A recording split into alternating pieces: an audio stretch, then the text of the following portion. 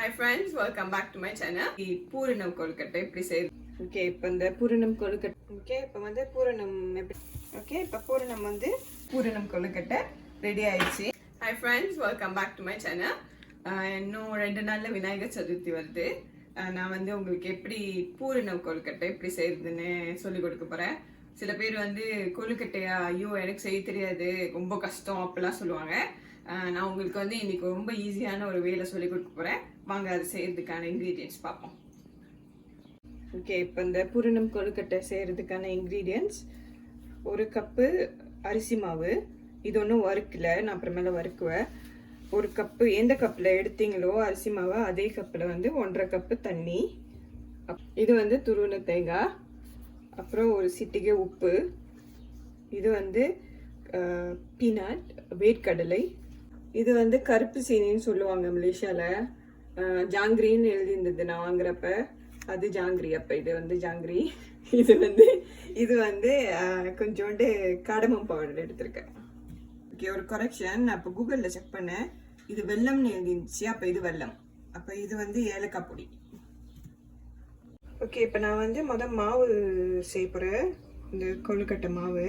அதுக்கு வந்து நம்ம எடுத்து வச்சிருக்கிற தண்ணியை வந்து சூடு கட்டிடுவோம். ஸோ அந்த தண்ணி கூடயே வந்து கொஞ்சோண்டு எண்ணெய், இதை நான் இன்க்ரீடியன்ட்ஸ் காட்டல, சேர்த்துக்குங்க எண்ணெய் கொஞ்சோண்டு. அதுக்கப்புறம் கொஞ்சோண்டு உப்பு. இது நல்லா கொதிக்கிட்டோம். இப்போ நான் வந்து இந்த சட்டியில் வந்து அரிசி மாவு எடுத்து வச்சோன்னா அதை வந்து வறுக்க போகிறேன்.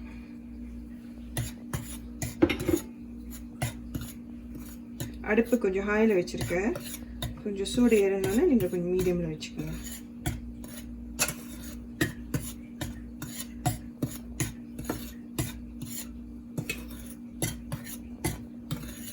ஓகே, இப்போ மாவு ரெடி ஆயிடுச்சு. இந்த மாவு வந்து இந்த மாதிரி ஒரு பவுலில் ட்ரான்ஸ்ஃபர் பண்ணிக்கலாம். மாவு வந்து ஒரு மிதமான ஒரு சூடில் இருக்குது, ஸோ ரொம்பவும் கருக விட்டுறாதீங்க.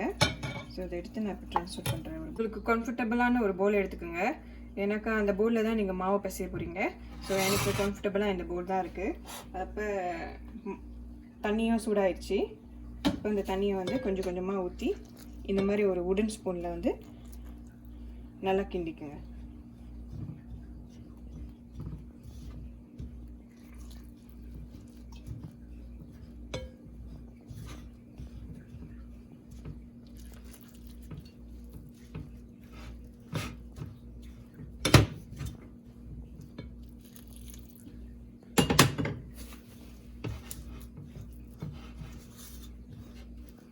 பாருங்க, மாவு வந்து இந்த பதத்துக்கு வந்துருச்சு.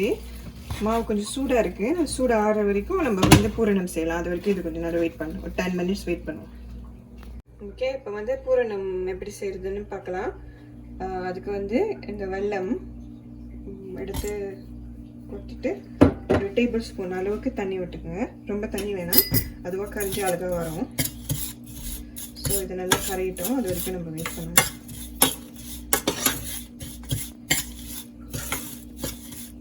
ஓகே, இப்போ சீனி வந்து நல்லா கரைஞ்சிருச்சு வெல்லம். அதில் வந்து எடுத்து வச்சுருக்கிற 1 கப்பு தேங்காய்ப்பூ. அதுக்கப்புறம் இது வந்து வேர்க்கடலை வந்து நான் தான் வித்தியாசமாக செய்கிறேன். உங்களுக்கு விருப்பம் இல்லைன்னா நீங்கள் வேர்க்கடலை போட தேவையில்லை.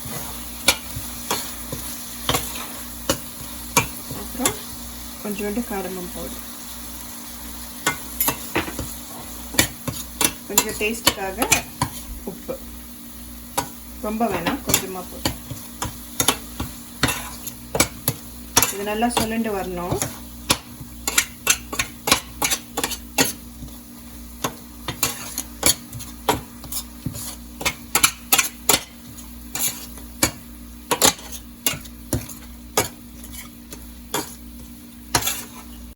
ஓகே, இப்போ பூரணம் வந்து நல்லா ரெடி ஆயிடுச்சு.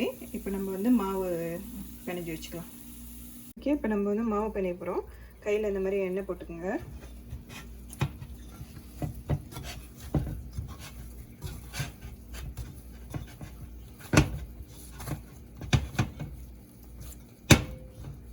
மாவு நான் ஒரு 10 மினிட்ஸ் தான் வெயிட் பண்ணேன் மாவு கொஞ்சம் சூடாக ஆடுறதுக்கு.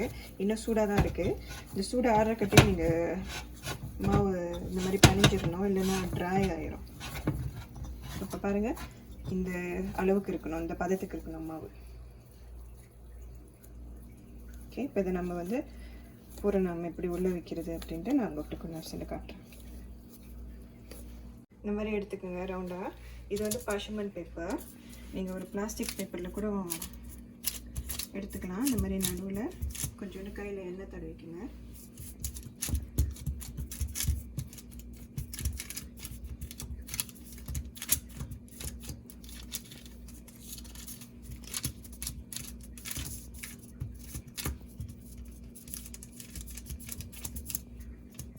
செஞ்சு வச்சுருக்கிற பூரணத்தை வந்து இந்த மாதிரி ஒரு சென்டரில் வச்சுக்கோங்க.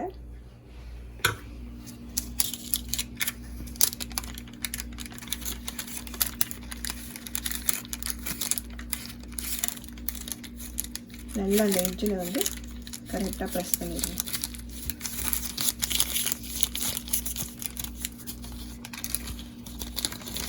பார்த்தீங்கன்னா அழகாக வந்துடுச்சு.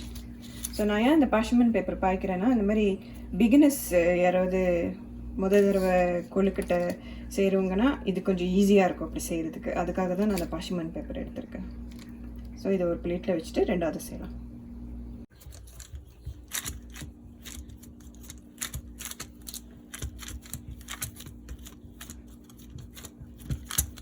இந்த எட்ஜிலலாம் அப்படி இந்த மாதிரி இருந்துச்சுன்னா பரவாயில்ல, பிரச்சனை இல்லை. அது ஒரு டெக்கரேஷன் மாதிரி இருக்கும் நீங்கள் அது எட்ஜில் போன பிறகு. ஸோ அதை பற்றி நீங்கள் கவலைப்படாதீங்க. ஸோ இப்படி இருந்தால்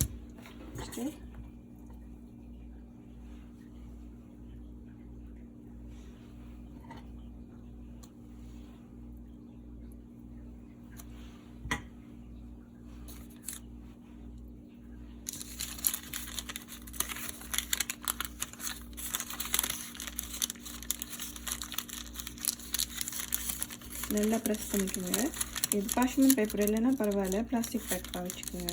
பார்த்தீங்கன்னா அந்த மாதிரி செஞ்சுட்டு வெட்டிட்டு எண்ணெய் தடவிட்டிங்கன்னா அப்படி செஞ்சிடலாம். ஓகே, நான் இப்போ இட்லி பானையில் வந்து தண்ணி கொதிக்க வச்சுட்டேன். இதில் வந்து கொஞ்சோண்டு நல்லா சுற்றி எண்ணெய் தடவிக்குங்க, அப்போ தான் ஒட்டாது.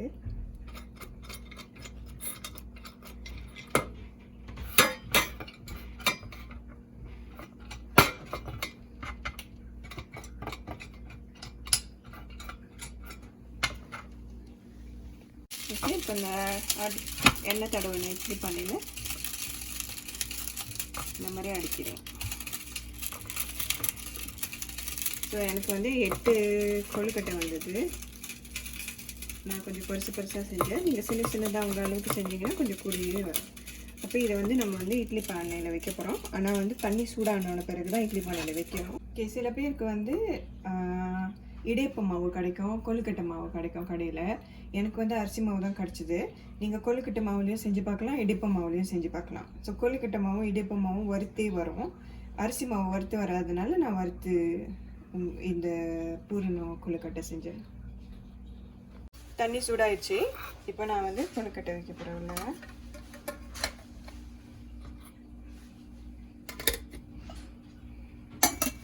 இது வந்து நம்ம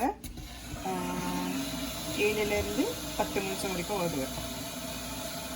ஓகே, இப்போ நம்ம வந்து கொழுக்கட்டை வந்துருச்சா இல்லையான்னு பார்க்கலாம். ரொம்ப அழகாக சூப்பராக வந்திருக்கு. இதை வந்து இப்போ ஸ்டவ் ஆஃப் பண்ணிவிட்டு இதை எடுத்து தனியாக எடுத்து வச்சிடலாம். கொஞ்சம் நேரம் சூடாக இருக்கட்டும். நீங்கள் உடனே வந்து இதிலேருந்து எடுத்து சர்வ் பண்ணிங்கன்னா ஒட்டிக்கும், உடஞ்சிரும். அதனால இது நல்லா கூல் டவுன் பண்ணுற வரைக்கும் நம்ம வெயிட் பண்ணுவோம். ஓகே, இந்த கொழுக்கட்டையை நீங்கள் வந்து விநாயகர் சதுர்த்திக்கு உங்கள் வீட்டில் செஞ்சு பார்த்துட்டு எப்படி வந்துச்சுன்னு கமெண்ட் பாக்ஸில் உங்கள் கமெண்ட்டை போடுங்க. என்னோடய வீடியோ உங்களுக்கு பிடிச்சிருந்துச்சுன்னா லைக் பண்ணுங்கள், ஷேர் பண்ணுங்கள். என்னோடய சேனலோட சப்ஸ்கிரைப் பண்ணாதவங்க சப்ஸ்கிரைப் பண்ணுங்கள். தேங்க்யூ.